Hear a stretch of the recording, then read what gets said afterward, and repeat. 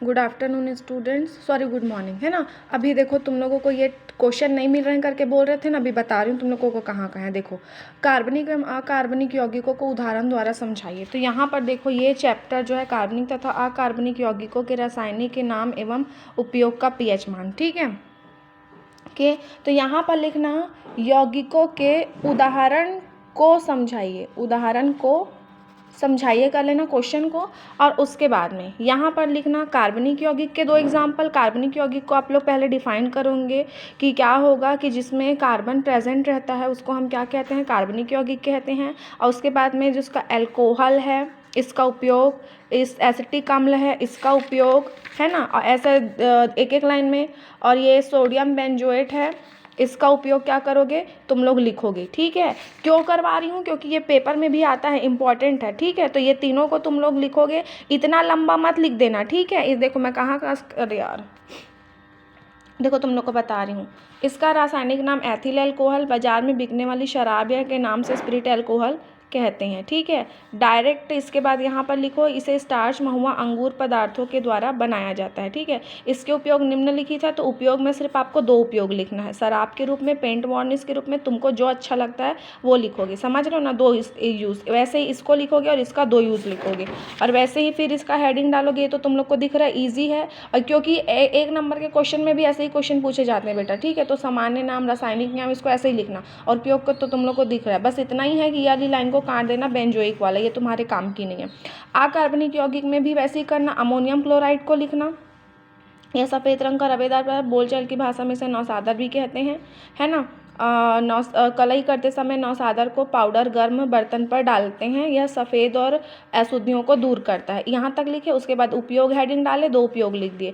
Sodium bicarbonate, तो इसे मीठा सोडा या खाने का सोडा भी कहते हैं, बस इतना ही है। उपयोग करके हेडिंग डालोगे, 2 उपयोग लिखोगे, ठीक है। सोडियम कार्बोनेट को भी ऐसे ही लिखना, बस सोडा और इसका उपयोग को लिखना, ये इसके बीच का मत लिख देना, ठीक है। आया समझ में। ये हो गया तुम्हारा answer number first. After that ये क्वेश्चन है तुम्हारा बफर विलयन क्या है, इसका महत्व लिखिए। तो इसी चैप्टर में ही है मेरे ख्याल से बफर विलयन। ये दिख रहा है तुम लोगों को, नालायकों, क्वेश्चन नहीं मिलता बोलते हो। ये देखो, ऐसा विलयन जिसमें थोड़ी मात्रा में अम्ल या क्षार मिला देने से उसके पीएच मान में कोई परिवर्तन नहीं होता है, उसे बफर विलयन कहते हैं। ऐसे विलयन की अम्लता क्षारकता आरक्षित रहती है। अम्लीय बफर, उसका उदाहरण लिखोगे। 2 से 3 2 भी लिखोगे, बस इतना ही चलेगा, इतना मत लिखना, ठीक है। क्षारकीय बफर लिखोगे और उसके उदाहरण को लिखोगे, समझ रहे हो। और उसके महत्व को लिखना है, बस। प्रकार को क्योंकि क्या लिखी, विलयन का महत्व तो मत लिखना, इसको भी मत लिखना। देखो, अम्लीय बफर और क्षारीय बफर को भी मत लिखना, इसको एक्सप्लेन करोगे। ये 2 प्रकार का होता है करके बस लिखना, अम्लीय और क्षारीय बफर, ठीक है। और उसके बाद में इसका महत्व है, ये दिख रहा है ना तुमको आगे नीचे का, इसको लिखना है, ठीक है। कि बफर विलयन का महत्व कहाँ कहाँ होता है। इतना छोटा आंसर तुम लोग को नहीं मिलता रे। और उसके बाद फिर नेक्स्ट है भू परिष्करण यंत्र क्या है, किन्हीं 3 भू परिष्करण यंत्र को चित्र सहित समझाइए। अभी दिखा रही हूँ। ये मिला तुमको भू परिष्करण संबंधी यंत्र। भूमि के फसल उगाने की मिट्टी गुणात्मक विकास के लिए क्या कहते हैं, ये पूरा कहाँ तक कहता है, उसे भू परिष्करण कहते हैं। और इसमें लगने वाले यंत्रों को भू परिष्करण यंत्र कहते हैं करके लिखना। 1 ठोक कुदाड़ी, 1 फावड़ा, और इसमें से तुमको जो भी ईजी लगे उसको डायग्राम सहित तुम लोग बनाओगे, समझ गए। 3 ठोक करना है तुम लोगों को। कितना करना है, 3 ठोक को एक्सप्लेन करना है। तो तुम लोग ये करो, बेलचा पेलचा जो भी करना है करो, लेकिन 3 करोगे और डायग्राम भी बनाओगे। फिर नेक्स्ट है पौधों में पाए जाने वाले प्रमुख 5 आवश्यक तत्वों के विशेष तत्वों का संक्षेप में वर्णन कीजिए। ये मैं चैप्टर नहीं पढ़ाई हूँ, लेकिन बता रही हूँ उसको, ठीक है। इससे पहले आलू की खेती वाला देख लो, ठीक। ये देखो, आलू में ना सामान्य विवरण जो है ना, प्रकार लिखना, कुल लिखना, वनस्पतिक नाम लिखना, अन्य प्रादेशिक नाम लिखना जो दूसरे देशों में बोला जाता है, जन्म गण एवं भूमि। तो सिर्फ इसको आप 2 लाइन में लिखना ना, कि आलू की उत्पत्ति स्थल दक्षिण अमेरिका पेनिनसुला माने जाते हैं। और इसके साथ में कहाँ तक है, भारत में आलू की खेती सर्वप्रथम मेजोयंग देहरादून की पहाड़ियों में की गई थी, बस यहीं तक लिखना, ठीक है। इसके आगे मत लिखना। अब उसके बाद नेक्स्ट देखो, ये इसके बाद इसका लिखना, ये डायग्राम को बना लेना।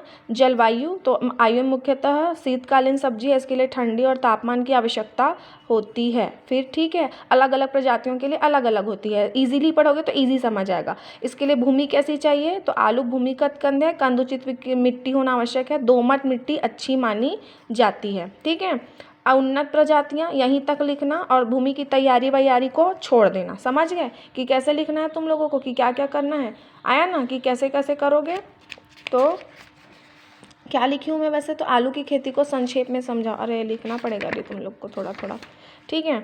तो तुम लोग अपने मन से रिड्यूस कर देना ना, इतना बड़ा बड़ा मत लिखना। देखो, भूमि की तैयारी, आलू की खेती के लिए भूमि को 3 बार चलकर लेना चाहिए, यहाँ दिमाग लेना चाहिए बस लिखना, और मिला देना चाहिए। ये क्या क्या लिखोगे इसमें से? देखो तुम लोग ना रिड्यूस नहीं कर पाते हो, जैसा रहता है वैसे ही छाप देते हो एक्चुअल में। देखो, आलू की खेती के लिए 2-3 पाटा चलाकर भूमि को समतल कर लेना चाहिए, जहाँ दीमक लगने की आवश्यकता हो वहाँ पर मिला देना चाहिए, ठीक है? इतना ही लिखना। खाद्य उर्वरक, तो इसमें लिखना डायरेक्ट कि इसमें क्या लगता है। कहाँ लिखोगे? आलू की फसल के लिए अधिक मात्रा की खाद की आवश्यकता होती है, यहाँ तक लिखना। उर्वरक देना चाहिए, ठीक है? एकदम इजी इजी है, रेत पढ़ोगे ना तो 2 मिनट में याद भी हो जाएगा। फिर है बुआई, इसको छोड़ो। उसके बाद है तुम लोगों का क्या करना है, बीजोपचार, बुआई का समय, बोने की विधि, ये सब मत करना, ठीक है? अब उसके बाद है सिंचाई। सिंचाई को लिखोगे क्या? नहीं, इसमें ना एक एक लाइन बस हेडिंग डाल डाल के छोड़ देना। बीजों का चुनाव, बीज इतना चाहिए रहता है, बीजों का चुनाव कैसा हो तो 2 बस लिख देना। विषाणु रोग मुक्त होना चाहिए, प्रति हेक्टेयर कैसा रहना चाहिए, बीजों का उपचार कैसे करते हैं, तो मतलब कि कंद को पानी में डुबा कर रखते हैं, इस टाइप का रहने देना। बुआई का समय तो 2 ठोक लिख देना। इसमें भी बीज बोने की विधि जो है इसको छोड़ देना। ये देखो, आलू के बीज को भूमि में 5 सेंटीमीटर गहराई पर बोना चाहिए। बोते समय पौधे की दूरी 5 to 20 सेंटीमीटर कतार से दूरी में होनी चाहिए। बस इतना ही करना, ठीक है? उसके बाद है सिंचाई, तो आलू को 30 से 35 सेंटीमीटर जल की आवश्यकता होती है, बस 1 लाइन लिखना, ठीक है? अब उसके बाद में नेक्स्ट क्या है तुम्हारा, निराई गुड़ाई, तो ये तो 2 ही लाइन का दिख रहा है तुम लोगों को।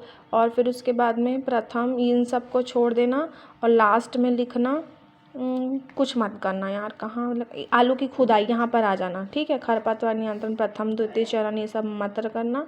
आलू की खुदाई मुरझाने लगे तो उसमें क्या करना चाहिए, निकाल देना चाहिए। ऐसे करके इसको लिख लेना, जितना हो सके शॉर्ट करके लिखने का उतना शॉर्ट करके तुम लोग लिख लेना, ठीक है?